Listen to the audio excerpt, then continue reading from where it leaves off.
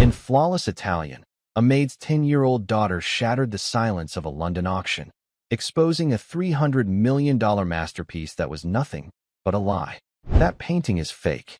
Those four words stopped a $300 million auction cold. In a room filled with billionaires, critics, and cameras, the truth came not from an expert, but from a 10-year-old girl. She wasn't supposed to speak. She wasn't even supposed to be there. But she saw something no one else did. A flaw hidden beneath centuries of paint and lies. "Who are you to say that?" one man demanded. The girl simply replied, "Someone who knows what's real." What began as the sale of a lost Leonardo masterpiece soon unraveled into one of the greatest art scandals of the century. This is the story of how a maid's daughter exposed one of the greatest art forgeries of our time and changed everything. And before I forget, where are you watching from today? Leave a comment below.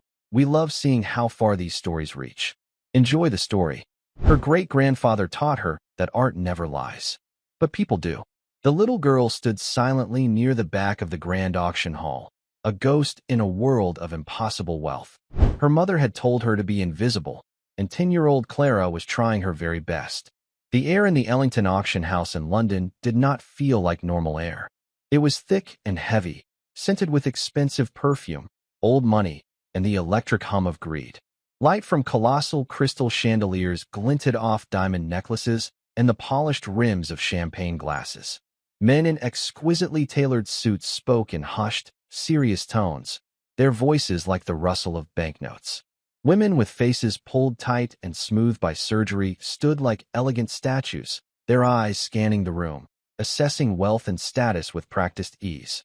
Clara Miller stood in a small alcove near the service entrance, a worn, leather-bound journal held tightly to her chest. Its pages were filled with the elegant, flowing script of her great-grandfather, Sergeant Jack Miller. The journal was her only comfort in this place of cold marble and colder stairs. Her plain blue dress was clean but faded from countless washes. Her blonde hair, the color of pale straw, was tied back with a simple ribbon. She knew, with the unshakable certainty of a child, that she did not belong here. Her mother, Sarah, moved through the edges of the crowd with a practiced quietness that was the opposite of the attendees' studied poise. Sarah's quietness was born of necessity, of a lifetime spent navigating the worlds of the wealthy without leaving a ripple.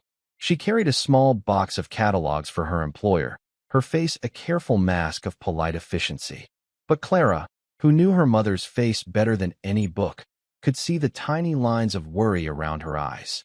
She could see the way her mother's hands, usually so steady, trembled just a little as she offered a catalog to a passing guest who took it without a word or a glance. They were here because of Mr. Arthur Pendleton. He was an American billionaire, an older man with a trimmed gray beard and eyes that seemed to hold a permanent sadness. He sat in the front row, a figure of immense power, yet he seemed utterly alone. He had not smiled once.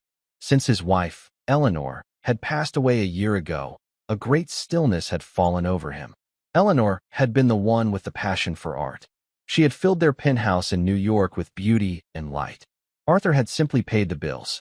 Now, in his grief, he had decided to honor her memory by acquiring the one piece she had always dreamed of, the one that had been a myth until 3 months ago.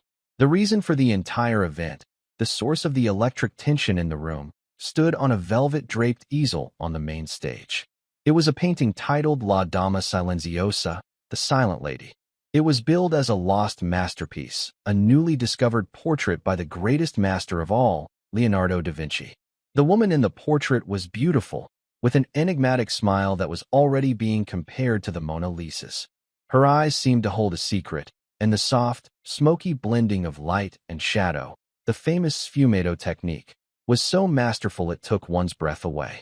The art world was in a frenzy. Museums had vied for it. Critics had written glowing essays about its perfect composition, its divine beauty. Its estimated value was $300 million. Clara looked at the painting, and something felt wrong.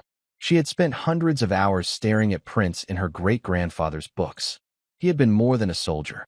He had been one of the monument's men, a part of the special unit that rescued art stolen by the Nazis during World War II. He had taught her how to look at art not just as a pretty picture, but as an object with a history, a story told in canvas, pigment, and wood. Look for the artist's hand. Clara, he had written in his journal. Not just his signature. Look for his mistakes, his corrections, his soul. That's where the truth is. The auction began. The auctioneer, a man with a smooth, hypnotic voice, started the bidding at an astonishing $100 million. The bids climbed instantly, leaping in increments of 10 million. A Russian oligarch, a Saudi prince, a tech billionaire from California. The numbers grew so large they lost all meaning to Clara. They were just sounds, a chant of wealth that echoed in the high-ceilinged room.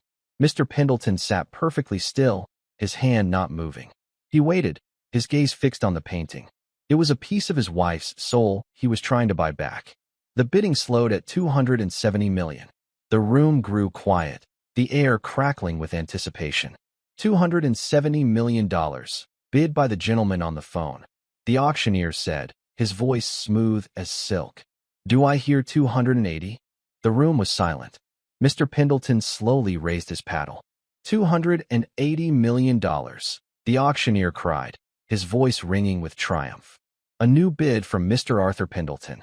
The man on the stage who had presented the painting, a handsome, silver-haired art dealer named Julian Croft, gave Mr. Pendleton a brilliant, confident smile. Croft had discovered the painting, brokered the deal, and his reputation was about to be cemented as a legend in the art world. He moved with the easy grace of a man who owned the very air in the room. He had spoken to Mr. Pendleton earlier, his voice deep and reassuring. When his eyes had passed over Sarah and Clara, however, his smile had tightened into something sharp and unpleasant. A mere flicker of annoyance that they were even breathing the same air. 280 million, going once, the auctioneer called. The other bidders were out. The room held its collective breath. Mr. Pendleton was about to make the most expensive art purchase in modern history. Clara looked again at the painting. The woman's face was too perfect. The shadows were beautiful, but they felt flat. She squinted, trying to see what her great-grandfather would have seen. Her eyes scanned the dark background, the folds of the lady's velvet dress, the soft curve of her hand. The details were all there, all the things the experts praised. But they felt like a list of ingredients, not a finished meal. It was a perfect copy of a soul, but the soul itself was missing. A knot of dread tightened in Clara's stomach. They were all being fooled. Mr. Croft's smile was that of a predator who had cornered his prey. She saw Mr. Pendleton, his face etched with a grief so profound he was willing to pay any price to soothe it. She thought of her mother's tired face, of the condescending glance from Mr. Croft. Her great-grandfather's words echoed in her mind, from a passage she had read just that morning. Truth has a quiet voice, little star, but it is the loudest sound in a room full of lies. Going twice, the auctioneer's voice boomed. She had to do something. But what? She was just a child, the maid's daughter. Who would possibly listen to her? She took a small step out from the alcove. Her heart hammered against her ribs. She opened her mouth, but only a tiny squeak came out. No one heard. Sold, the auctioneer shouted, his gavel raised high, about to fall. For 280. The finality of the word, the sight of the descending gavel, broke through her fear. In that split second, she did not think about the consequences, about her mother's job, about the fury of the powerful men. She only thought about the lie, the enormous, $300 million lie about to be hammered into history as truth. She took a deep breath and spoke, not in English, but in the beautiful, formal Italian her great-grandfather had taught her, the language of the Renaissance itself. Her voice, though not loud, was shockingly clear and steady in the tense silence. It cut through the perfumed air like a shard of glass. Quel dipinto e un falso. The room went utterly, profoundly still. The auctioneer's gavel stopped, frozen in midair, a centimeter above the podium. Every head in the front rows, heads belonging to some of the most powerful people in the world, snapped in her direction. Julian Croft's triumphant smile vanished, replaced by a flash of sheer panic before he could mask it with outrage. Sarah froze, the box of catalogs slipping from her numb fingers and scattering across the marble floor. She stared at her daughter as if she were a stranger. She had no idea Clara could speak a word of Italian. But Arthur Pendleton understood. He had spent years traveling to Florence and Milan with his wife. The words were unmistakable. That painting is a fake. His head, which had been bowed slightly, slowly lifted. His sad, Weary eyes widened, first in disbelief, and then with a dawning, intense focus. He turned in his seat and stared at the small, blonde-haired American girl in the faded blue dress. He looked at her as if he were seeing her for the first time. The entire deal, the culmination of months of work and hundreds of millions of dollars, hung suspended in the air, held there by the quiet, impossible words of a 10-year-old girl. The silence stretched, thick and heavy with disbelief. Then, a low murmur rippled through the crowd as people translated the strange moment for their neighbors. Julian Croft was the first to find his voice. He let out a short, forced laugh that sounded more like a bark. "A prank," he announced, his voice a little too loud, a little too sharp. "Some sort of childish prank." "Security," he gestured vaguely toward the back of the room. "Please remove the woman and her disruptive child. This is a house of business, not a playground." Two burly security guards in black suits began to move purposefully from the main doors toward the alcove. Sarah rushed forward, her face white with fear and mortification. "I'm so sorry, sir. So terribly sorry. Clara, what have you done? Come with me. Now." She grabbed her daughter's arm, her whole body trembling. This was a catastrophe. They would be fired, blacklisted, all because Clara had spoken out of turn. The other collectors were muttering, shaking their heads in disgust. Unbelievable. The audacity. Get her out of here. But Clara did not move. She stood her ground, her small shoulders squared. She met the astonished gaze of Arthur Pendleton and spoke again, this time in English, her voice unwavering. "I said, the painting is a fake." She pointed a small, steady finger at the masterpiece on the stage. "That whole thing is a lie." The confidence in her voice was staggering. It was not the petulance of a child throwing a tantrum. It was the calm conviction of an expert stating a fact. The room was now divided. On one side was Julian Croft, sputtering with outrage, and the audience, looking confused and annoyed. On the other was the silent, calculating billionaire. And in the middle was Clara, a tiny island of defiance. "This is outrageous," Croft boomed, his handsome face turning a blotchy red. "Arthur, are you going to let a servant's brat scuttle the deal of a lifetime based on a childish fantasy? Tell the auctioneer to drop the gavel. Let's be done with this nonsense." Mr. Pendleton ignored him. His eyes were still locked on Clara. He saw the worn journal she clutched like a shield. He saw the complete lack of fear in her eyes. He saw something that made him pause, something that cut through the fog of his grief. In his world of deceit and flattery, of yes-men and sycophants, raw, unafraid honesty was a rare and precious commodity. "Wait," Mr. Pendleton said softly. The two security guards, who had almost reached Sarah, stopped in their tracks. The auctioneer lowered his arm, placing the gavel silently on the podium. Every eye in the room was now on the American billionaire. "What did you say, young lady?" Arthur Pendleton asked, his voice calm but carrying an immense authority. Croft's angry tirade died in his throat. He stared at Pendleton in disbelief. "Arthur, don't be absurd. You can't possibly entertain this circus." "She made an accusation that questions not only your honor, Mr. Croft, but my intelligence," Pendleton replied, his voice growing colder as he turned to the art dealer. "In front of the entire world. She will have the chance to explain herself." He then looked back at Clara. "Bring the child here." One of Mr. Pendleton's personal assistants, a stern-looking man named Richard, stepped forward. He looked from his boss to Clara with a conflicted expression. He hesitated, then gave a slight nod. Sarah looked like she was about to faint. This was a nightmare from which she couldn't wake. Her daughter was about to be publicly humiliated, and they were about to lose everything. Clara, however, walked forward. She didn't run. She didn't hesitate. She walked with a strange, calm purpose, her worn-out shoes making no sound on the plush crimson carpet. She walked past the rows of stunned billionaires and famous collectors, past the smirking face of Julian Croft, and stopped at the edge of the stage. She was so small that the great easel towered over her. "The floor is yours, little one," Mr. Pendleton said, his voice laced with a heavy irony, though his eyes were sharp with genuine curiosity.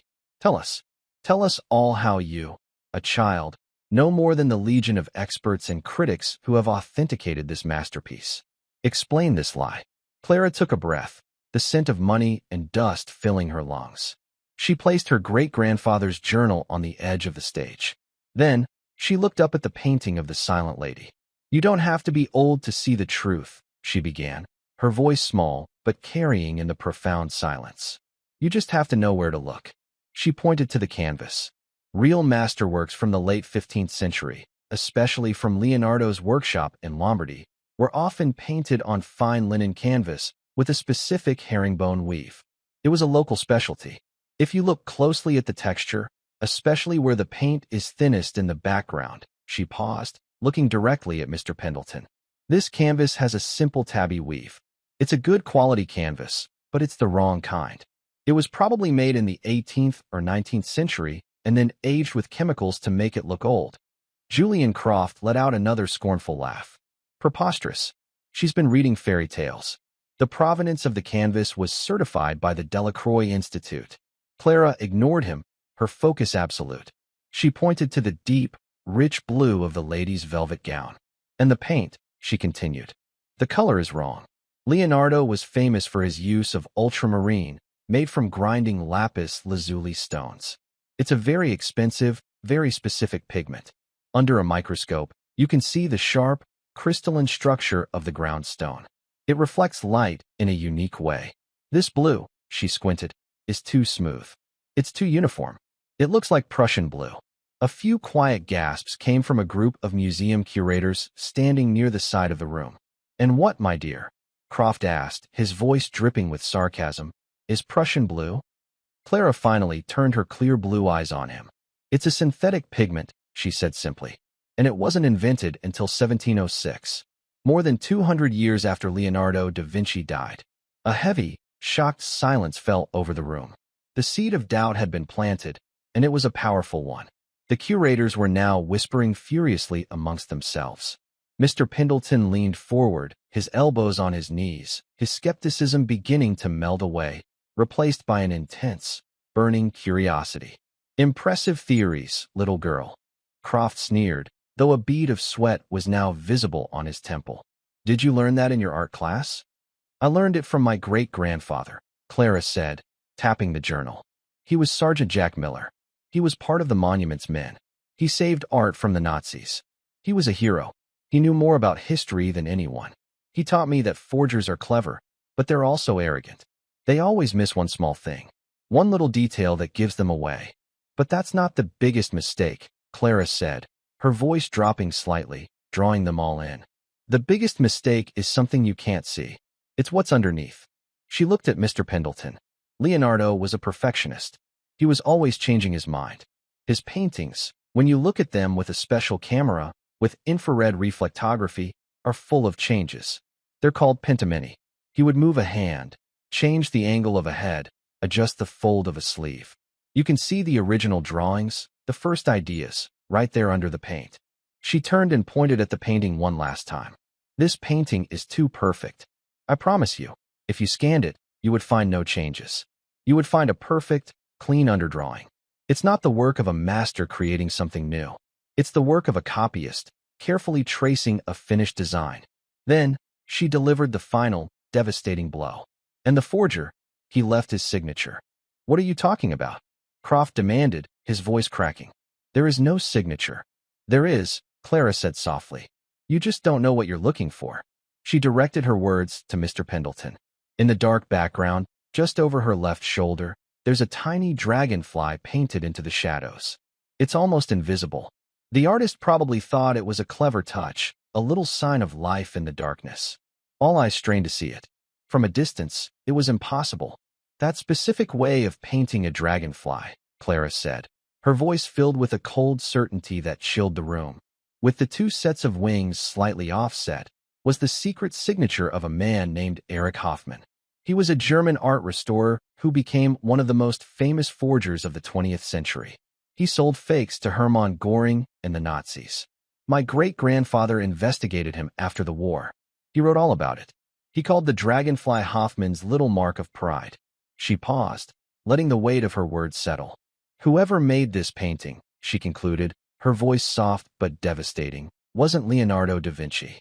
It was someone who was copying the style of a Nazi-era forger. This isn't a Renaissance masterpiece. It's a fake of a fake." Silence. A deep, profound, and terrible silence filled the auction house. Julian Croft's face had gone from red to a sickly, pale white. He looked at the painting, then at Clara, his mouth opening and closing with no sound coming out. The investors and collectors who had been so eager moments before were now looking at him with dawning horror and suspicion. Arthur Pendleton sat back in his chair. He stared at the painting on the stage, the painting he had been moments away from buying, the foundation of a $300 million deal. And he saw it not as a link to his wife's memory, but as a cheap and clever forgery. He had been so blinded by grief, so desperate to reclaim a piece of the past, that he had almost been made a fool in front of the entire world. He finally turned his gaze to Julian Croft. The sadness was gone from his eyes. It was replaced by a cold, hard fire. It was the look of a titan of industry who had just uncovered a traitor in his boardroom. "Richard," Mr. Pendleton said to his assistant, his voice dangerously quiet. "Get Professor Davies from the Courtauld Institute on a video call. Now, use the secure line." Then he looked at the two security guards who stood frozen by the aisle. "And ensure Mr. Croft does not leave the room. I believe we have much to discuss." The air in the grand hall, once thick with anticipation, was now frozen with tension. The magnificent room had transformed from a theater of commerce into a courtroom. Julian Croft stood as if he'd been turned to stone, his suave demeanor shattered, leaving behind only the panicked look of a cornered animal. The collectors who had been his allies now looked at him with accusation, whispering furiously into their phones, their words filled with terms like fraud, lawsuit, and ruin. Sarah remained by the alcove, her hand covering her mouth. Her fear for her job had been replaced by a dizzying mix of shock and a feeling she hadn't allowed herself to feel in a very long time: pride. She looked at her daughter, this small, quiet girl who had just faced down a room of the world's most powerful people, and saw not a child, but a legacy. She saw her own grandfather, Jack Miller, a gentle, quiet man who possessed a will of iron and an unshakable devotion to the truth. Helen had thought those days, those stories, were just a part of their family's humble past. She never imagined they would erupt with such force in a London auction house. Within minutes, Richard returned with a laptop, which he placed on a small table in front of his boss. A large screen on the stage, which had earlier been showing glamorous shots of the painting, flickered to life. The face of an elderly, scholarly man with a white beard and kind, intelligent eyes appeared. He was in a library, surrounded by towering shelves of old books. "Arthur," the professor said, his voice warm but professional. "It is late. I trust this is a matter of some importance." "It is, Alistair," Mr. Pendleton replied. He gestured for Richard to position the laptop's camera on the painting. "I need your eyes on something." Using the high-resolution camera, Richard focused on the deed. He slowly panned across the canvas, zoomed in on the texture of the weave, and then, on Mr. Pendleton's instruction, focused tightly on the deep blue of the dress and the shadowy background over the lady's left shoulder. On the large screen, the details Clara had described were magnified for everyone to see. The simple, non-herringbone weave, the smooth, flat quality of the blue paint. And there, almost invisible but now glaringly obvious under the camera's zoom, was the tiny, delicately painted dragonfly. Professor Davies on the screen leaned closer to his own camera, his brow furrowed. He was silent for a long time, stroking his beard thoughtfully. "Well, Alistair?" Mr. Pendleton prompted. The professor sighed, a soft, weary sound. "Arthur, where in God's name did you get this?" "That is a question I will be exploring in great detail very shortly," Pendleton said, his eyes flicking for a moment to the sweating Julian Croft. "First, tell me what you see." "I see a very competent, very ambitious forgery," the professor said plainly. "The artist is skilled, I will grant them that. The composition is a beautiful imitation of the Milanese style of the 1490s. But it is an imitation, and a flawed one." "Tell me about the flaws," Mr. Pendleton said, his gaze fixed on Croft. "The pigment in the gown is the most obvious, of course," the professor explained, his voice that of a lecturer. "Even through this camera, I can tell that is not lapis. It lacks the luminosity. It has the flat, opaque quality of a modern synthetic. Prussian blue is the most likely culprit, as the young lady suggested. But the truly damning detail," he paused, "is that dragonfly." He let out a low whistle. "That is the mark of Eric Hoffman. A brilliant but corrupt technician. We have a file on him a foot thick. He specialized in creating lost masterpieces from the German and Italian schools. He would often use period-correct canvases and panels, but he cut corners on his pigments. He was arrogant. That dragonfly was his private joke. To find it on a painting being passed off as a Leonardo, my God. It's not just a fake, Arthur. It's an infamous fake. Or rather, a new work by a known forger's school of followers. This is an embarrassment of the highest order. The professor's final words echoed in the room. An embarrassment. The word was a death sentence for Julian Croft's career. He let out a strange, strangled noise, a sound of utter defeat. The auctioneer, looking ashen-faced, quietly announced that the auction was suspended pending a full investigation. Mr. Pendleton disconnected the video call with a nod to Richard. He sat for a moment in silence, the enormity of the situation washing over him. The betrayal, the near-catastrophic financial loss, the public humiliation he had so narrowly avoided. He looked at the circle of greedy, foolish men he had almost joined in error. He looked at the pale, trembling con man who had orchestrated the entire charade. And then, his gaze fell on Clara. She was standing by the stage, her small face serious, her hand resting on her great-grandfather's journal. She hadn't gloated. She hadn't said, "I told you so." She had simply stated the truth and then stood by it. A small, unshakable pillar of integrity in a room built on lies. Mr. Pendleton rose slowly from his chair. He was a tall man, and his presence filled the room.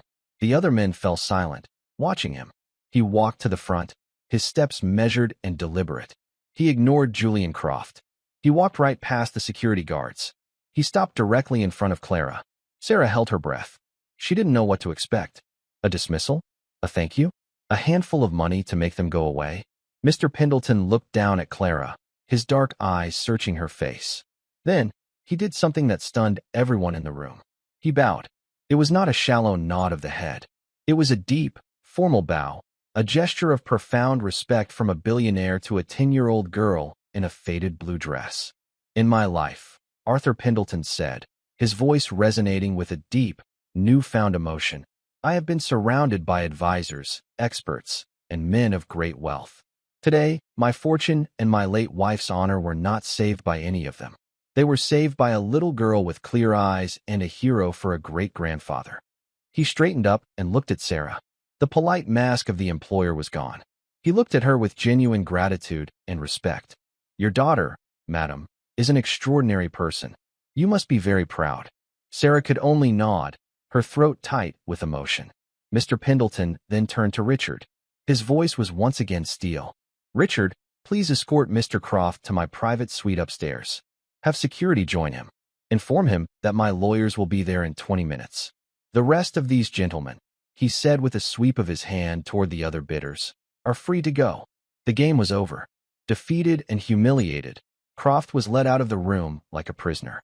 The grand hall, a moment ago the center of the art world, quickly emptied, leaving only a smattering of auction house staff cleaning up the debris of the failed event. The fraudulent paintings still stood on the stage, a testament to the disaster that had been averted.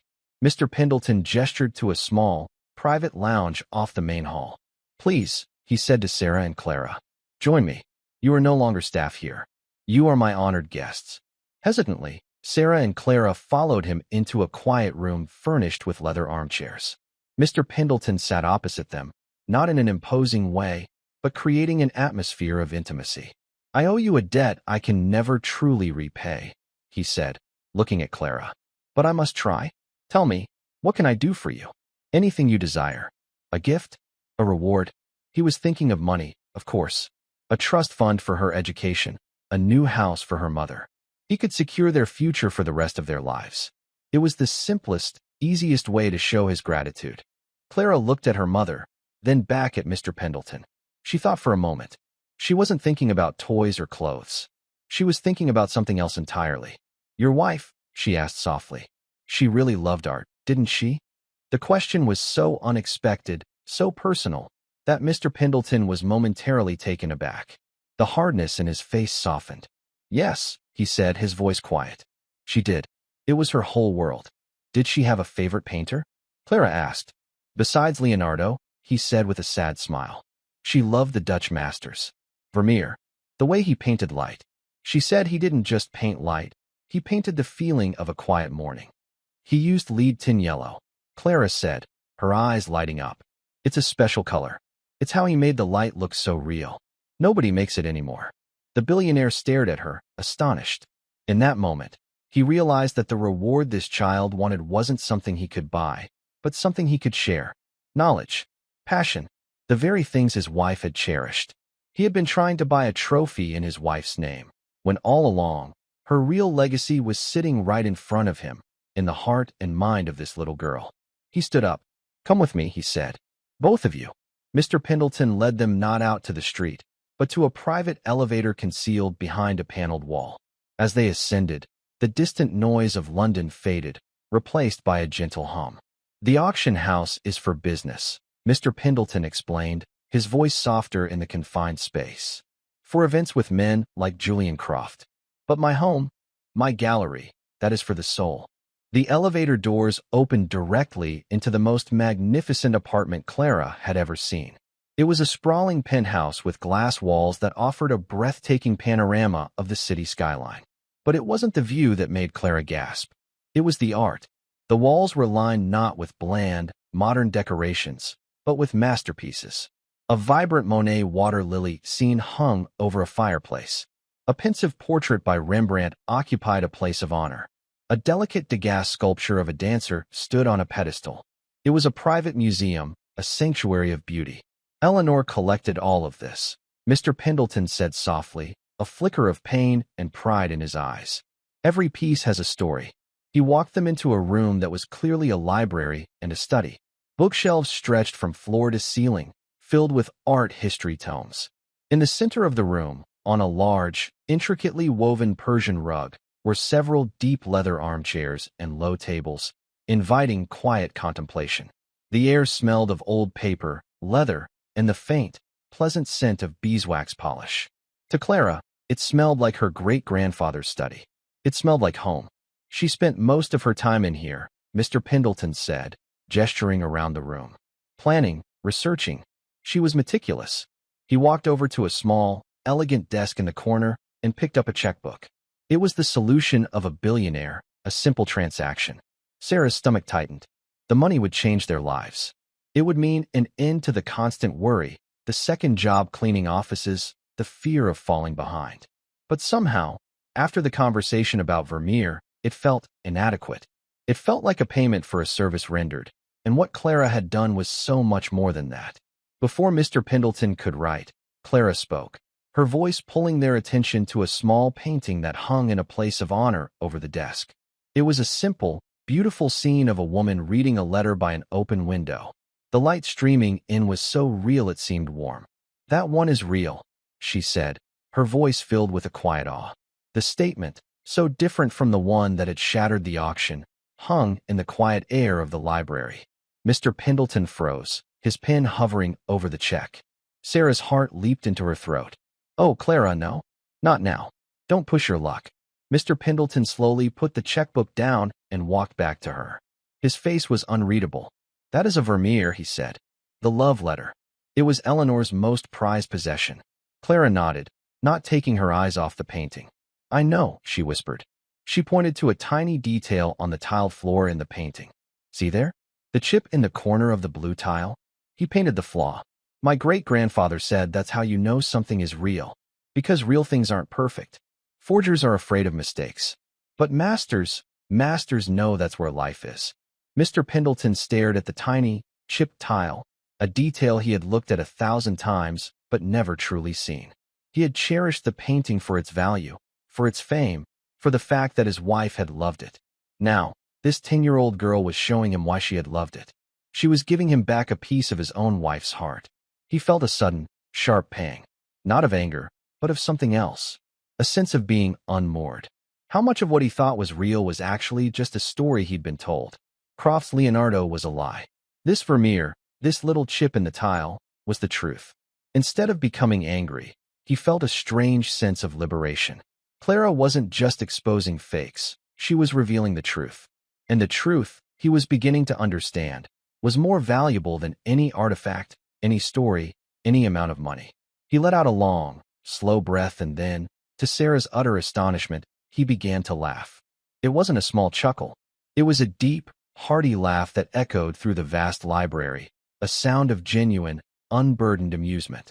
In one afternoon, he said, wiping a tear of mirth from his eye, you have saved me from a $300 million fraud and taught me more about my own wife's favorite painting than I've learned in 20 years.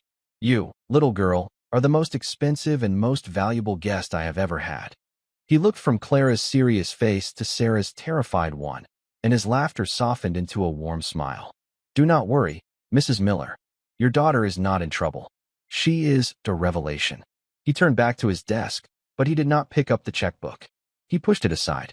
The idea of simply giving them money now seemed crass, almost insulting. It was what Julian Croft would have done. It was the language of transactions, not of gratitude. Clara deserved more. Her gift deserved more. I have a proposition for you, he said, his tone shifting from amusement to serious purpose. For both of you. He looked at Sarah. I would like to offer you a position. Not as a maid. I need a manager for this collection. An estate manager. Someone to manage the staff, the preservation, the security. I don't want a traditional academic from a university. I want someone with integrity. Someone who understands the value of truth. He paused. I believe that person is you. You raised this remarkable child. You carry the legacy of Sergeant Jack Miller. I would pay you a generous salary, and I would provide you with a home, here in one of the apartments in this building. Sarah was so stunned she couldn't speak.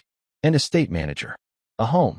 It was a world away from scrubbing floors and worrying about rent. It was a life she had never dared to dream of. Then, Mr. Pendleton turned to Clara.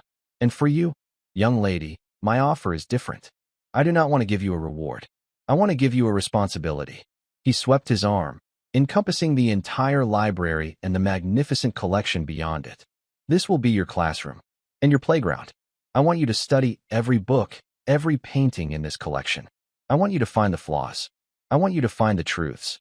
I want you to help me see this all through your eyes. His own eyes gleamed with a new project, a new passion. We will build a new legacy, one based not on price tags and auction house hype, but on verifiable truth. We will create a foundation in your great-grandfather's name, the Sergeant Jack Miller Foundation for Art Conservation. It will fund research. It will expose forgeries. It will teach others how to see what you see. He leaned forward, his voice filled with an earnest, compelling energy. I will give you all the resources you need. Tutors, access to experts, travel when you are older. In return, you will be my secret weapon, my personal curator of truth. What do you say? Clara was speechless. To be let loose in this library, to be given the job of solving its mysteries, was the greatest adventure she could possibly imagine. It wasn't a gift of money that would be spent and gone. It was a gift of purpose. She looked at her mother. Sarah's face was a canvas of disbelief and dawning joy. The worry lines that seemed permanently etched around her eyes were gone, replaced by the sheen of unshed tears of happiness. She nodded at Clara, a silent permission, a shared understanding that their lives had just been irrevocably changed. Clara turned back to Mr. Pendleton. She didn't jump up and down or squeal with delight. She simply stood a little taller, a solemn look on her young face. She held out her hand, not like a child, but like an equal partner sealing a deal.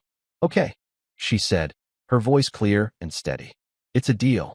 The billionaire, amused and deeply moved, took her small hand in his. In the heart of his quiet library, surrounded by the ghosts of his wife's passion, he had nearly lost $300 million. But he had found something infinitely more precious. He had found the truth, and it had come in the form of a 10-year-old girl with blonde hair, a faded blue dress, and a hero for a great-grandfather. The real story, he knew, was only just beginning. The days that followed were a blur of transformation for Sarah and Clara Miller. They moved from their cramped, two-room flat in a noisy part of the city to a spacious, sunlit apartment in the same luxurious building as Mr. Pendleton. It was a world of quiet corridors, uniformed doormen who tipped their hats and smiled, and windows that looked out over the green expanse of Hyde Park. For the first few nights, Clara would stand at her new bedroom window, watching the distant river of headlights flowing through the city, feeling as though she had woken up inside a dream. Sarah, true to her nature, adapted with a quiet, determined grace. The title of estate manager initially felt like an ill-fitting coat, but Mr. Pendleton was a patient and thoughtful employer. He didn't just give her a job, he gave her the tools to succeed. He hired a discreet financial advisor to help her manage her new salary and a tutor to school her in the finer points of art administration and conservation. Sarah absorbed it all with a fierce intelligence that had long been underestimated. She organized the household staff, liaised with museum curators about loans from the Pendleton collection, and managed the complex security and insurance requirements with the same meticulous care she had once used to polish silver. The deep lines of worry that had been her constant companions for years began to soften. She started to smile more, a genuine, relaxed smile that made her look years younger. She was no longer just surviving. She was thriving. Clara's transformation was quieter, but no less profound. The Pendleton penthouse became her universe. Arthur, as he now insisted she call him, was true to his word. He gave her an office, a small room adjoining the main library, that he had stocked with art supplies, history books suitable for a budding scholar, and a state-of-the-art computer with access to international museum databases. Their days developed a comfortable and studious rhythm.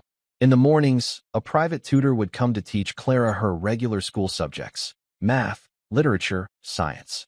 But in the afternoons, her real education began. Arthur would join her in the library, and they would become detectives. He taught her about the business side of the art world, the murky waters of provenance, the complex dance of auctions, the importance of irrefutable documentation. In return, Clara taught him how to see. They would spend hours in front of a single painting. Armed with a magnifying glass and a copy of her great-grandfather's journal, Clara would point out the faintest crackle in the varnish, the almost invisible trace of a brush hair caught in the pigment, the subtle shift in color that revealed an artist's hesitation. She had an uncanny instinct, a gift inherited from Sergeant Jack Miller, for sensing the story an object wanted to tell. "Look here, Arthur," she would say, pointing to a dark corner in a 17th-century Dutch still life. The artist painted over something. The shadow is too thick, and the paint is a slightly different texture. Arthur would call in his team. A portable X-ray machine would be brought in, and under its penetrating gaze, the ghost of a different painting would emerge, a portrait of a woman, painted over centuries ago. They discovered that the still life was likely painted by a student over a discarded work by his master. The painting's value didn't diminish. It became richer, more complex. Its story was now one of art, history, and the quiet, hidden life of a studio. Meanwhile, the fallout from the Ellington auction house disaster continued to send shockwaves through the art world. Julian Croft, facing utter ruin and a barrage of lawsuits from defrauded investors, had confessed everything. The La Dama Silenziosa was part of a sophisticated forgery ring that had been operating for years, preying on wealthy, often grieving, collectors who were more interested in a story than in due diligence. The trail led to a shadowy workshop in Belgium and implicated several other prominent dealers and appraisers. The scandal was a brutal but necessary cleansing of a corrupt corner of the market. Arthur, with Clara as his silent partner and inspiration, channeled his anger into action. The Sergeant Jack Miller Foundation for Art Conservation was officially established. Its mission was twofold: to fund the development of new scientific techniques for art authentication and to provide educational resources to help collectors and small museums protect themselves from fraud. Arthur poured hundreds of millions of dollars into the foundation, turning a moment of personal humiliation into a global force for good. The foundation's board of directors was a who's who of the world's most respected museum directors, conservators, and art historians, including their friend, Professor Alastair Davies. One crisp autumn afternoon, about a year after the auction, Arthur called Clara into the main library. He was standing beside a large, flat object covered with a velvet cloth. His eyes held a special kind of excitement, the look of someone about to share a wonderful secret. "I have something for you," he said. "A gift, and a first official assignment for my curator of truth." He pulled away the cloth. Underneath was not a painting, but a large, framed document. It was old, the paper yellowed with age, covered in elegant, handwritten German script and adorned with official-looking stamps. At the bottom was a small, black-and-white photograph of a familiar painting, Vermeer's The Love Letter. What is it? Clara asked, her eyes wide. This, Arthur said, his voice filled with reverence, is the original, authenticated provenance for the Vermeer. It traces the painting's ownership all the way back to a private collection in Amsterdam in 1696. It's the painting's birth certificate, its life story. He then pointed to a smaller frame, which he had set on a nearby table. It contained a single, folded sheet of paper. And this, he said, is a letter. It arrived by courier this morning from a law firm in Germany. He handed it to Clara. The letter was from the estate of a recently deceased man. The man's grandfather had been a German officer during World War II. He had been stationed in the Netherlands and had been involved in the confiscation of art from Jewish families. The letter was a deathbed confession. It stated that while many famous works were recovered by the monument's men after the war, some, along with their documentation, were cleverly hidden. The officer had stolen the real Vermeer, replacing it with an almost perfect copy he had commissioned from none other than Erich Hoffmann, the forger whose dragonfly signature Clara had recognized. The real painting, the letter claimed, was still hidden, its location detailed in a sealed envelope to be opened only by the rightful heirs, should they ever be found. Clara felt a cold dread creep up her spine. She looked from the letter to the masterpiece hanging over the desk, the painting she had loved, the painting that had taught Arthur to see. You mean, she whispered, her voice trembling. The one, our Vermeer. Arthur nodded slowly, his face grim. The letter claims that the painting Eleanor and I bought, the painting that has hung in this house for 20 years, is a fake. A Hoffmann, one of his greatest, most deceptive works. The silence in the room was absolute. Outside, the city hummed along, oblivious. But inside the library, the very foundation of Arthur Pendleton's world, of Clara's new life, had just cracked. The painting that had represented the ultimate truth, the piece that had launched their entire crusade against forgeries, was itself a lie. The irony was so profound, so cruel, it was almost suffocating. Arthur looked at Clara, his face a mixture of devastation and a strange, steely resolve. He had been fooled once by grief. He would not be fooled again. The German lawyers want to send experts, he said. The museum that claims ownership wants to send their curators. The world will be watching. But I don't trust their experts. Not yet. He placed a gentle hand on her shoulder. I trust you, Clara, he said, his voice low and firm. I trust your eyes. I trust your great-grandfather's legacy. I want you to look at it. Look at it again. Forget the letters. Forget the lawyers. Forget everything. Just look at the painting and tell me. Tell me the truth. It was the ultimate test. Her first official assignment was to pass judgment on the very soul of the Pendleton collection, to potentially destroy the legacy of the woman who had, in a way, brought them all together. She was no longer just a girl who could spot a fake. She was the guardian of a truth that could shatter the man who had saved her. The weight of the world seemed to settle on Clara's small shoulders. The Vermeer, Eleanor's favorite painting, had been the bedrock of her new life. It was the symbol of authenticity, the silent teacher that had guided her and Arthur. Now it was accused. It hung over the desk, the woman by the window still reading her letter, the light still streaming in, a perfect picture of peace, while the room around it was filled with a silent, gathering storm. Sarah, hearing the gravity in their voices, had come to the library doorway. She saw the letter, the grim look on Arthur's face, and the immense burden that had just been placed on her daughter.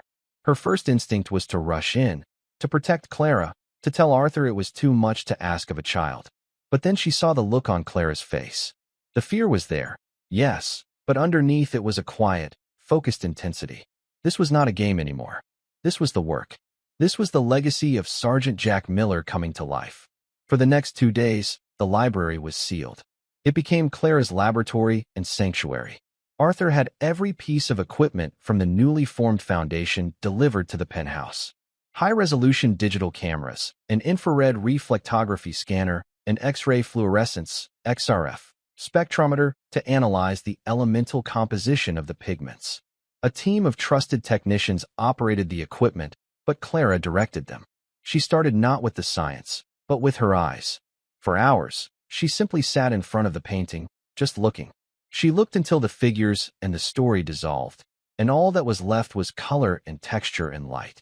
She sketched the composition in a notebook, trying to feel the rhythm of the artist's hand. She read her great-grandfather's notes on Vermeer, his descriptions of the master's unique, pointillist-like application of paint, the way he built up layers of color to create an unparalleled sense of luminosity. Then, she turned to the science. The technicians, men and women with advanced degrees, followed the quiet, precise instructions of the 11-year-old girl. They scanned the painting, section by section. The images appeared on a large monitor, showing the world beneath the surface. Arthur sat in a chair in the corner of the room, watching, waiting.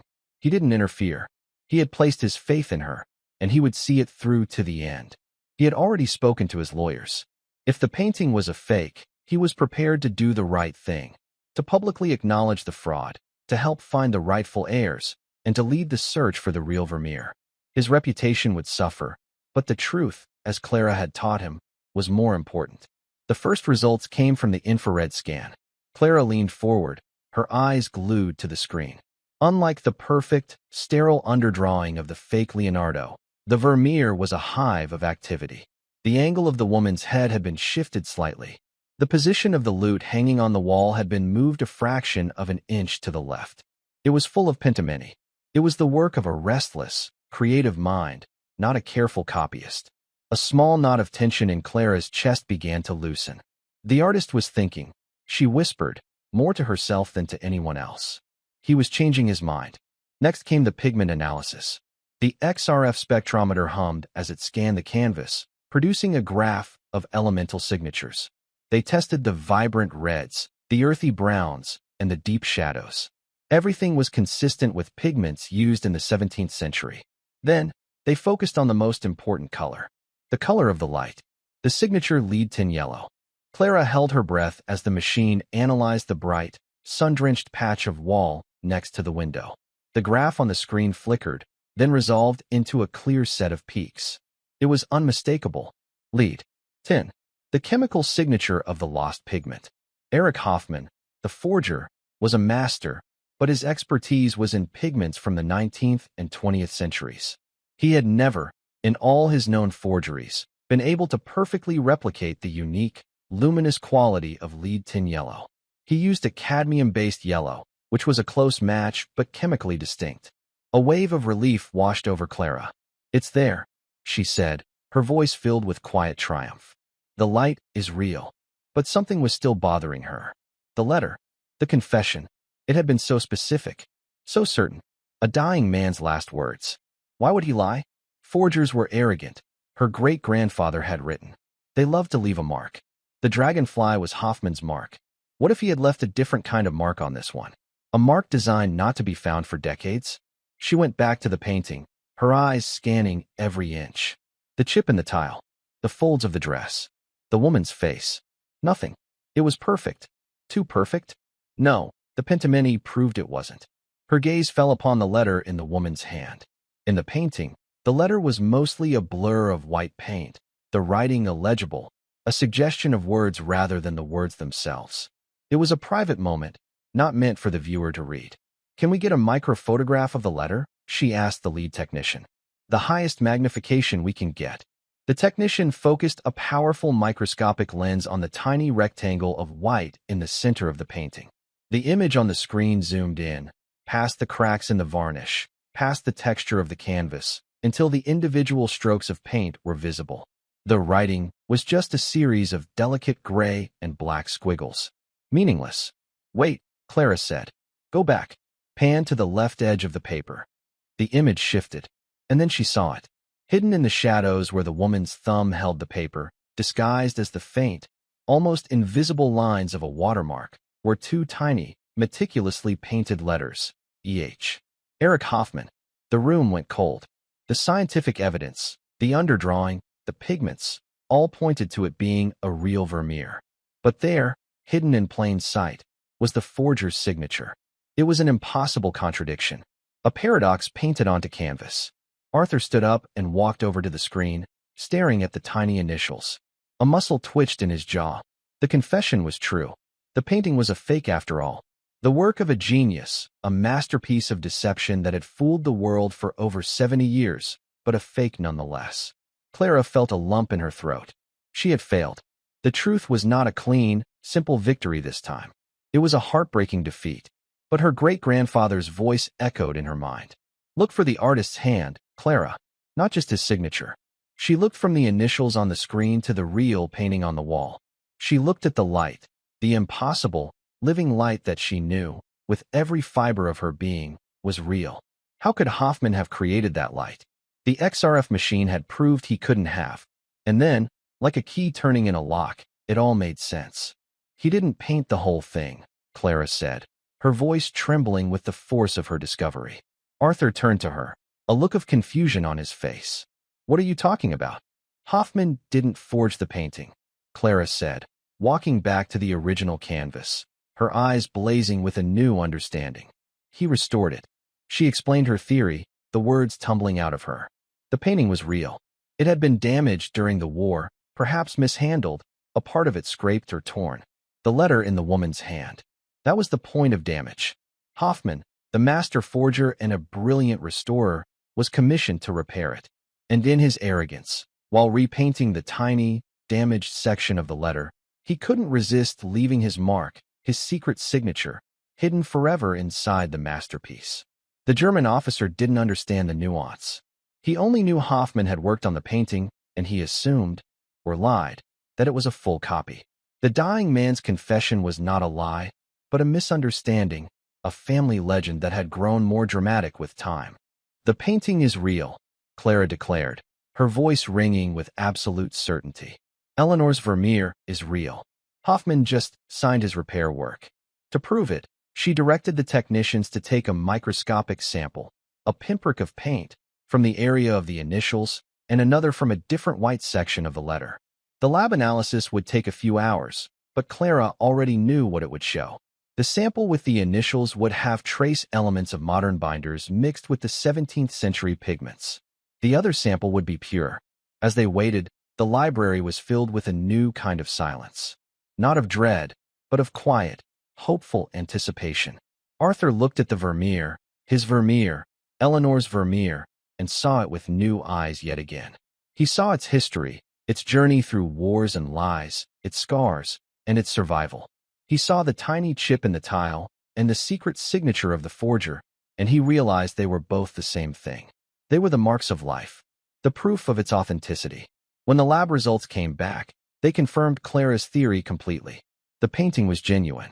The initials were part of a small, localized restoration. Arthur Pendleton slowly walked over to Clara. He didn't bow this time. He knelt, so that he was eye level with her. There were tears in his eyes, tears of relief and profound gratitude. Your great-grandfather was a hero, Clara, he said, his voice thick with emotion. He saved art from the Nazis. But today, you did something more. You saved a piece of history. You saved a piece of my heart. He stood and turned to Sarah, who was now weeping openly with pride and relief. The Sergeant Jack Miller Foundation has its first official finding, he announced. And our curator of truth, well, she is priceless. In the end, the truth was more complex and more beautiful than a simple story of fake or real. It was a story of survival, of a masterpiece that had been wounded, healed, and secretly signed by its enemy, only to have its true story revealed, centuries later, by the clear eyes of a 10-year-old girl. Arthur knew then that their work had only just begun. There were more stories to uncover, more truths to defend, and he had the best curator in the world to help him do it. And that's where we'll end the story for now. I'd love to know what you were doing while listening. Maybe relaxing after work or just winding down. Drop a line in the comments. I really do read them all. And if you want to make sure we cross paths again, hitting like and subscribing makes a huge difference. Thanks for spending this time with me.